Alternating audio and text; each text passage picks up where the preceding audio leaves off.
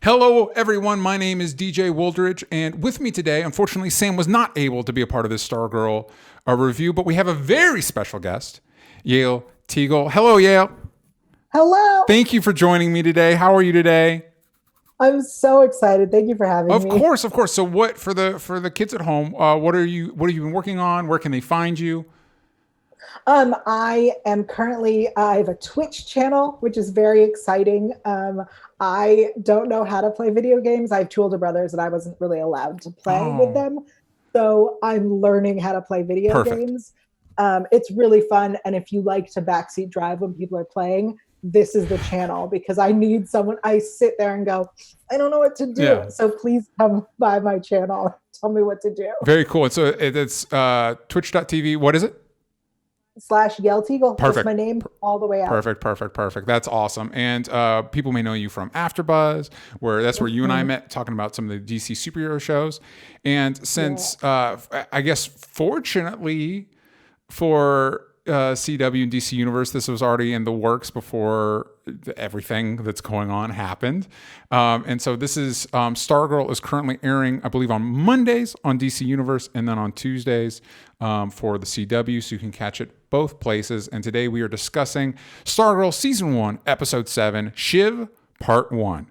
As Pat teaches Courtney, Yolanda, Beth, and Rick the importance of teamwork, the ISA converge to figure out who is trying to take them down.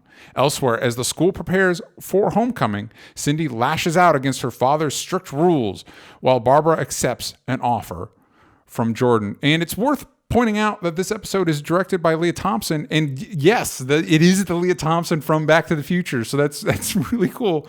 And it's written by Evan Ball. And right off the bat, I want to start with it says here, Cindy lashes out against her father's strict rules, and weirdly, her dad, who is Dr. Ito / Dragon King, played by Nelson Lee, actually doesn't, of the two of them, actually seems to be the more stable of the two. He's like, hey, you stop complaining about your stepmom and stop killing people. Absolutely. Lashes out because he's like, hey, be a teenager. Yeah, be chill, go to parties, make out with boys, and stop murdering people. Seriously, it's the weirdest dynamic.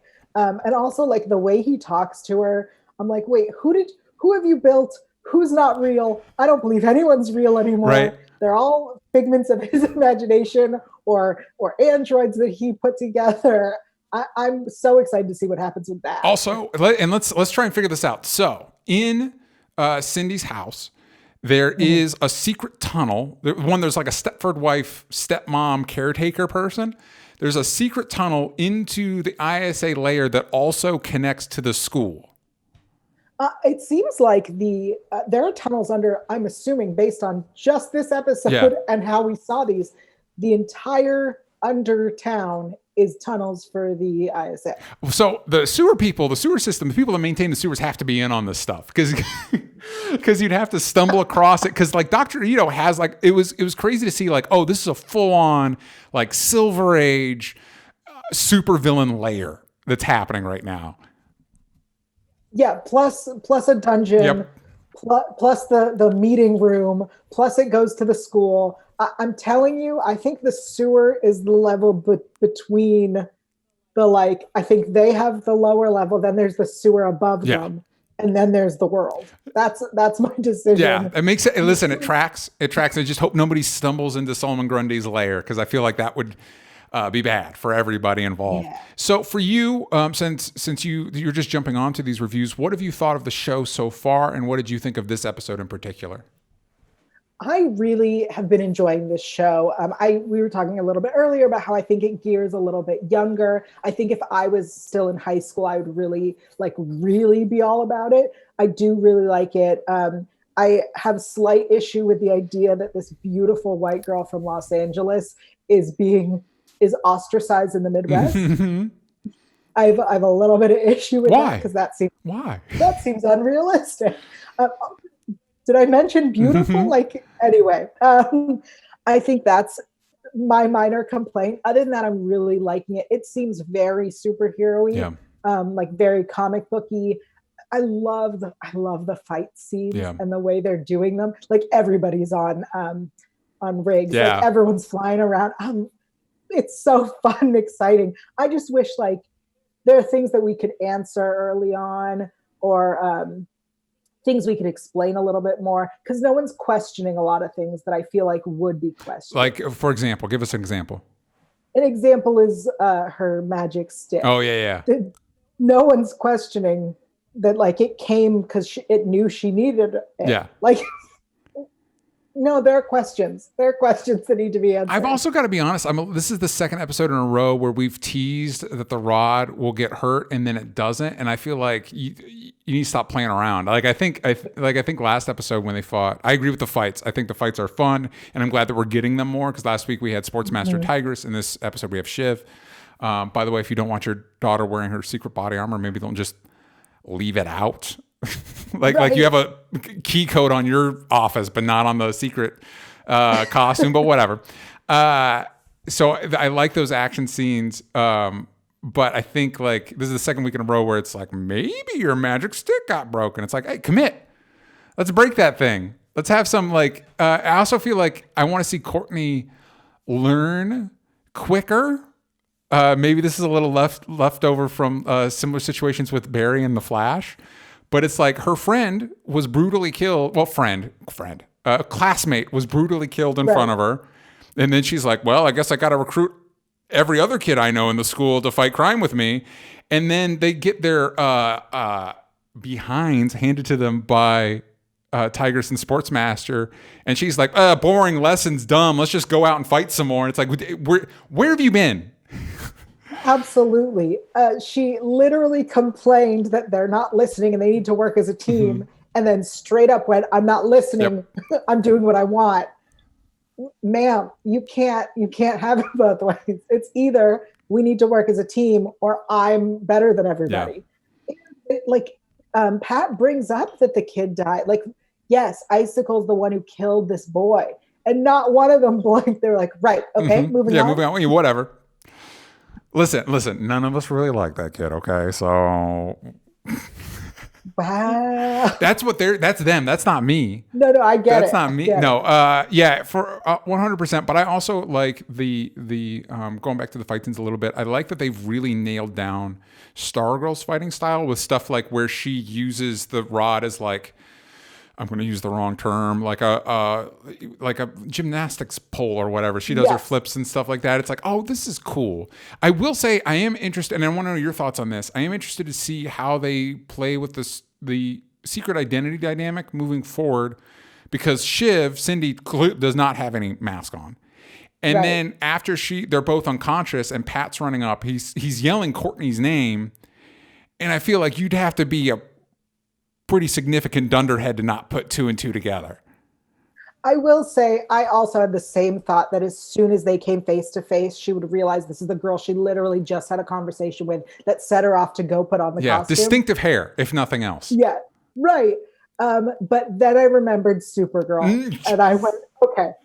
Lena has had multiple conversations looking directly into her best friend's face and did not pick up on it 100%. And I will say, people like to rip on Superman's glasses, but I would maintain if you've met Clark Kent but never interacted with Superman, that actually probably would work because you have no context. If you have face-to-face conversations with both, you should probably figure it out. You should probably be in a position to know who you're talking to.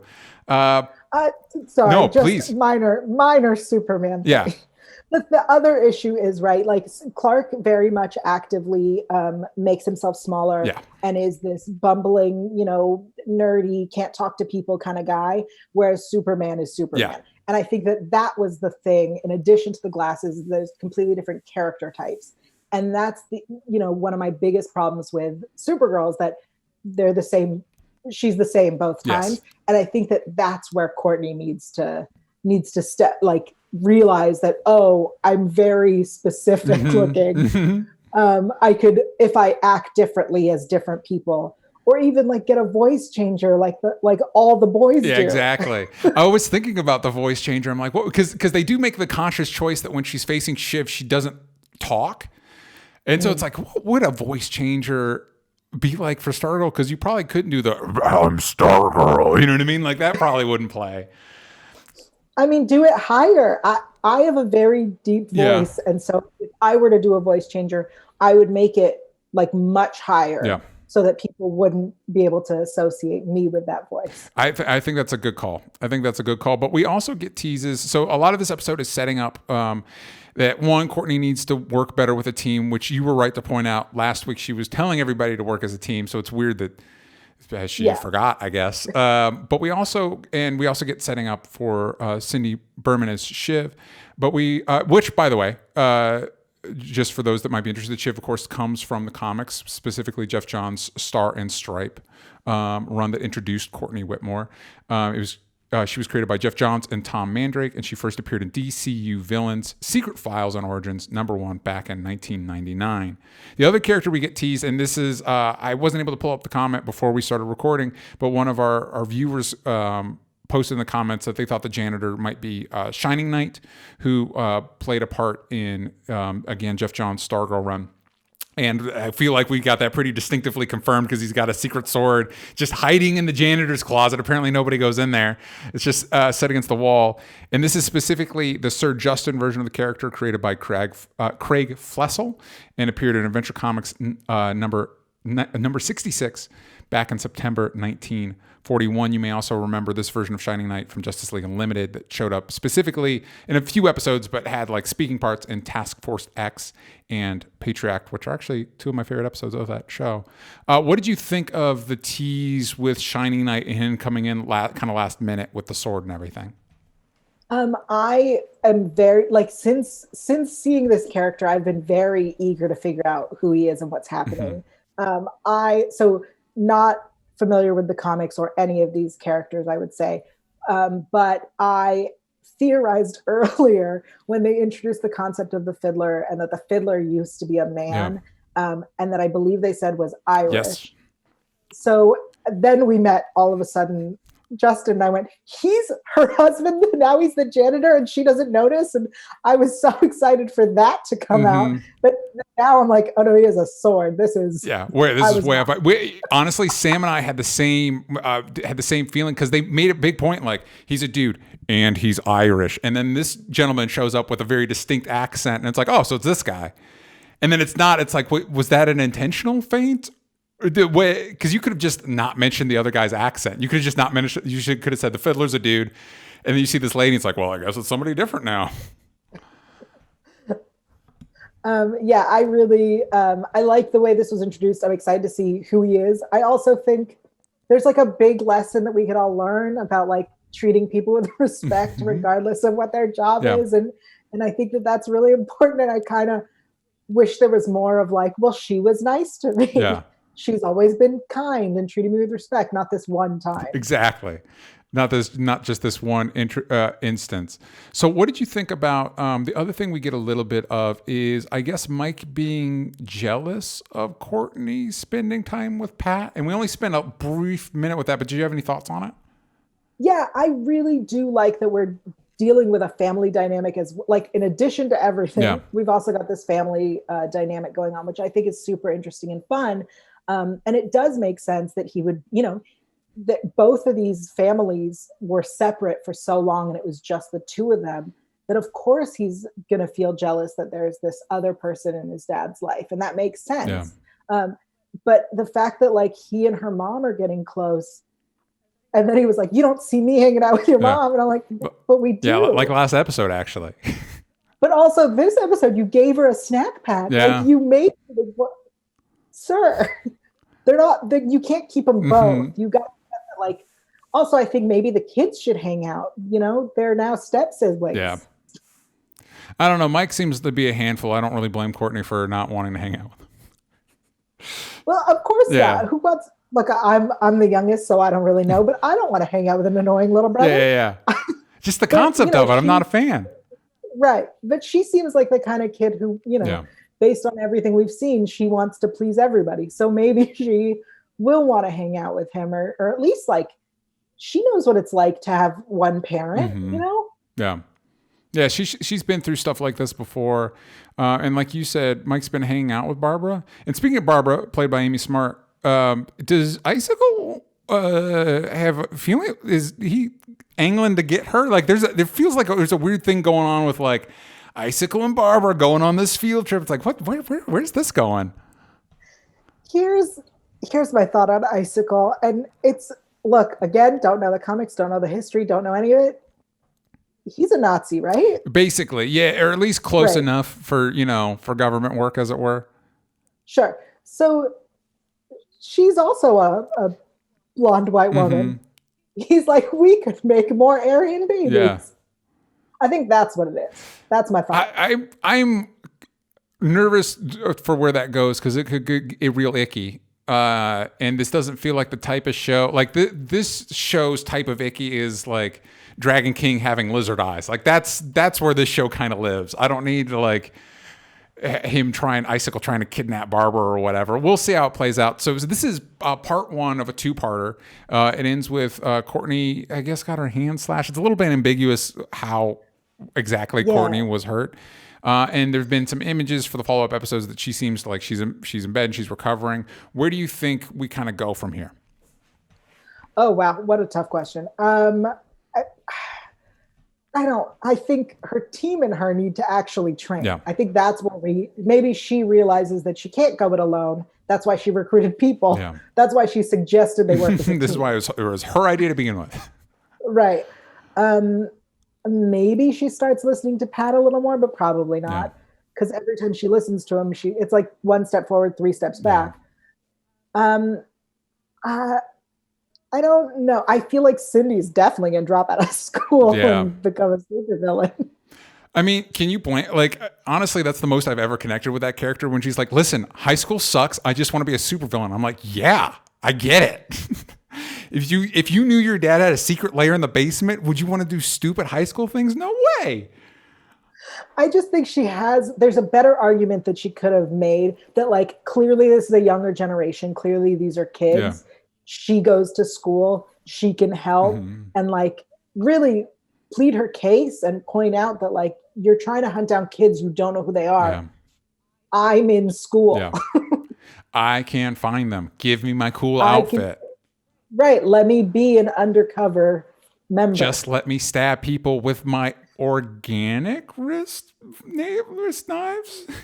Yeah, I want questions answered about that. Well, I mean, it is going to be Shiv Part 2, so hopefully we dive into that a little bit more. I know she was kind of Courtney's major antagonist in the comic. Obviously, the scope is kind of broadened here because we're dealing with a new JSA and a new ISA and all that.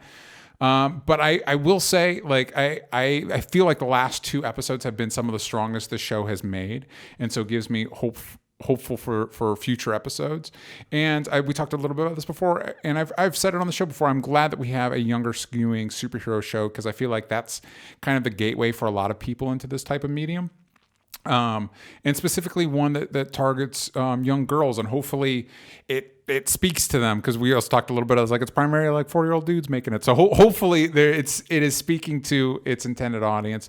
But I know for me, I would probably give this episode an 8.5. I enjoyed it, and I'm interested to see part 2. And I'm interested to see the JSA kind of coalesce more and seeing them communicate more. And I'm also liking seeing Courtney and Pat interact more, because for me, those are some of the best scenes. Whenever those two are interacting, for me, that's when the show really clicks. But Yael, what about you? What would you rate this episode? I think also like a 7.58. Okay. 7.75. Okay. Definitely. I think it really is. I agree. These have been great episodes. I think that, like, depending on what happens next episode, it might be like the best 3 episodes of the season. I think there are still some like little bits that need to be ironed out. I think Cindy and Henry's situation, where like we find out that she doesn't even want to be dating him, and that that's her being undercover and they won't let her do more. He's clearly having issues and she's ignoring them. And they're like, hey, is he psychic? And she's like, nah, clearly he is. So I kind of want her to be a little smarter. But yeah, I think 7.75. Perfect. Yeah. All right. So let us know in the comments down below what you're thinking of Stargirl so far. And, Yael, thank you again for joining us. Everybody, if you want to see more Yael, go follow her on Twitch. Go follow her on Twitter, Instagram, all that stuff. Yep. Those are correct. All at Yael Tygiel? All at Yael Tygiel, Boom. uniformed. Difficult name. If you can spell it once, you can spell it 3 times. You got it. You're good to go.